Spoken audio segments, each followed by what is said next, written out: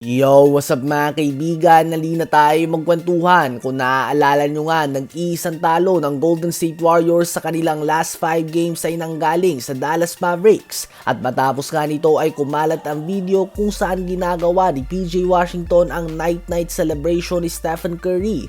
Well, ang game kanina ng Warriors at ng Mavs ay naging one-sided in favor ng Warriors to the point na sa third quarter pa lang nga ay binawian nga ni Curry si PJ Washington at pinatulog na ito matapos sa tirahan ng step back 3 points. Halos isang buwan na nga ang tambak ng Warriors sa Mavs nang gawin ito ng 2-time MVP sa third quarter at bulag-bulagan nga at binibingian si PJ Washington mga kaibigan.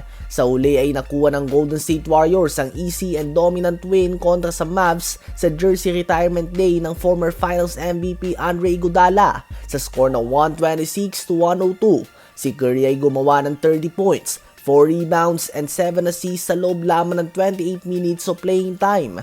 18 points and 7 assists si Jimmy Butler sa kanyang Chase Center debut. 17 points and 13 rebounds si Podziemski. 14 points si Moses Moody at 13 points and 6 assists naman si Draymond Green. Habang si Kyrie Irving naman na gumagawa ng 35 points per game sa last 3 games niya ay nalimit lamang ng Warriors defense sa 17 points on 7 of 19 shooting sa field. Ang Warriors ay may record ng 5 wins and only 1 loss sa mga game na naglalaro si Jimmy Butler at patuloy silang dumidikit sa top 7 ng Western Conference. Ano ba ang masasabi nyo tungkol dito? Habang si Joel Embiid naman mga kaibigan ay muling magpapatingin sa mga eksperto regarding sa kanyang tuhod ayon kay Shams ng ESPN at inaasahan na sasailalim ito sa isa pang surgery upang makagawa ng full recovery ang kanyang tuhod. Most likely nga ay tapos na ang season ni Joel Embiid. Ito nga ay matapos sa maglaro niya lamang ng 39 games last season dahil sa meniscus injury na kinailangan din ng operasyon. Last season nga ay minadali niya ang pagbabalik sa injury na ito at naglaro pa siya sa playoffs kung saan very obvious nga na hindi pa siya 100% noon. Bukod dyan ay naglaro din nga siya sa Olympics at ngayon ay posibleng magtatapos ng kanyang season na 19 games lamang ang kanyang lalaruin.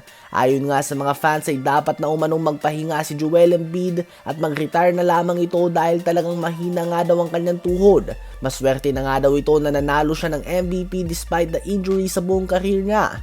Makikita nga natin kung ano ba magiging opinyon ng mga doktor sa mga injury sa tuhod ni Joel Embiid. Ano ba masasabi niyo tungkol dito?